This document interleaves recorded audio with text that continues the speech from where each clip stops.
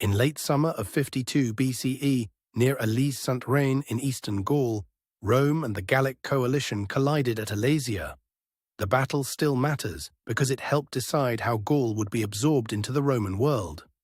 Alesia was not just a siege, it was a test of whether a loose coalition could outlast Rome's discipline and engineering. The result would shape language, law, roads, and power across Western Europe.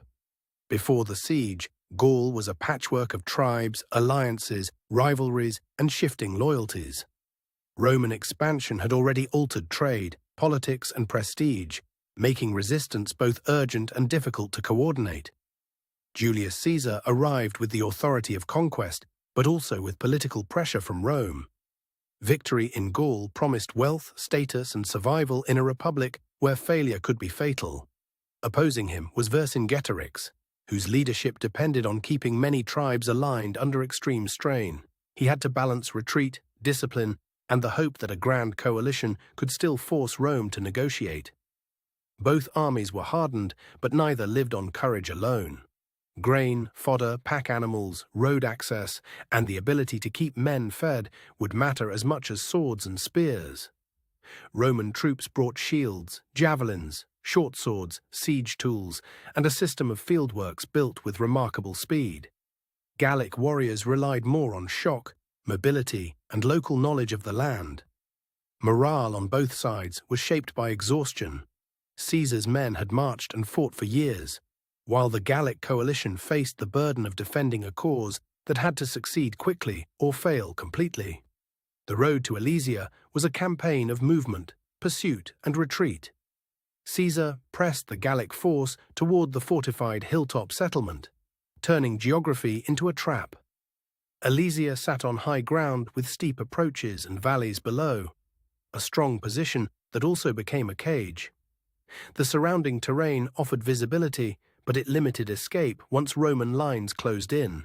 Weather likely added to the strain, with changing skies and cold nights making shelter and supply harder. In a siege, rain, mud, and wind can punish an army almost as much as enemy pressure. Caesar's plan was to encircle the hill and starve the defenders into surrender.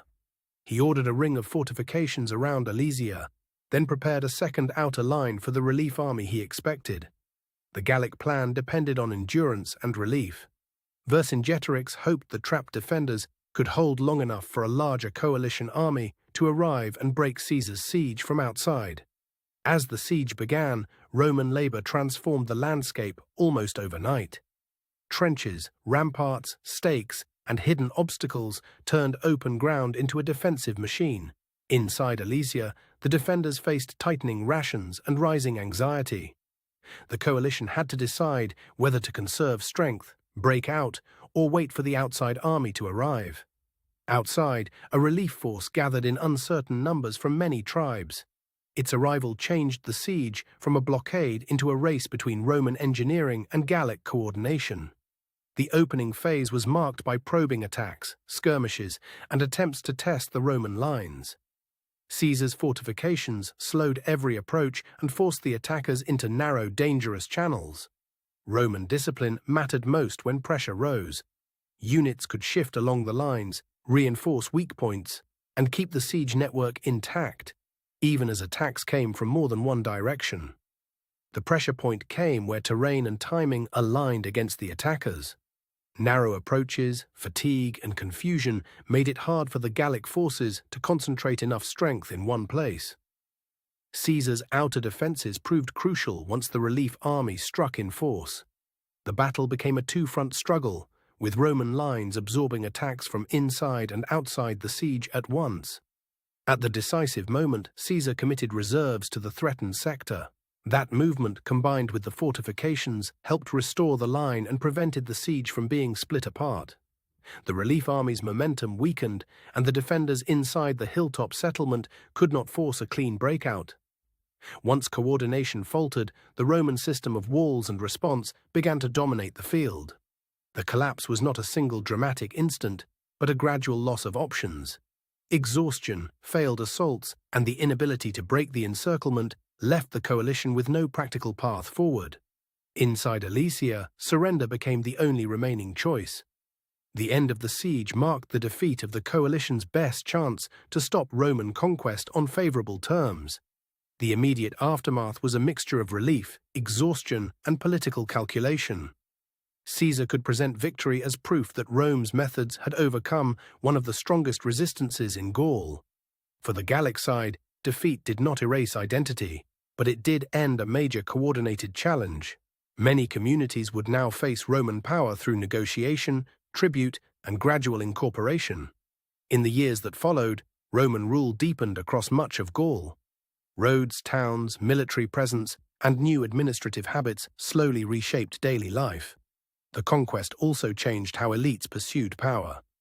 Some adapted to Rome, some resisted, and many learned that survival now depended on working within a new imperial order. Alesia became part of Caesar's political legacy in Rome.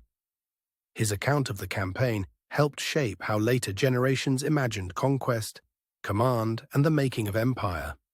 Historians still debate details of the siege, including troop numbers, the exact placement of some fortifications, and how closely later narrative accounts match the ground. The broad outline, however, is strongly supported. Some uncertainties remain because ancient sources were written with political aims as well as military memory. That means caution is essential when turning the battle into a perfectly clean story.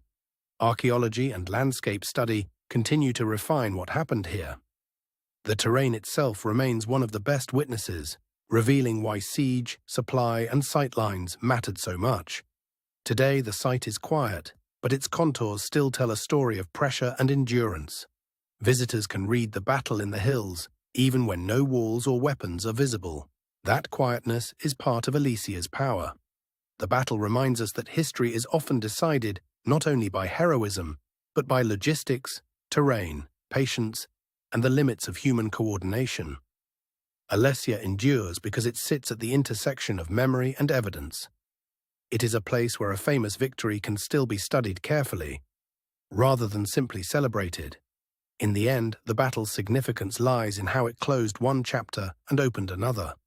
The hill at Alesia became a turning point in the long transformation of Gaul under Rome.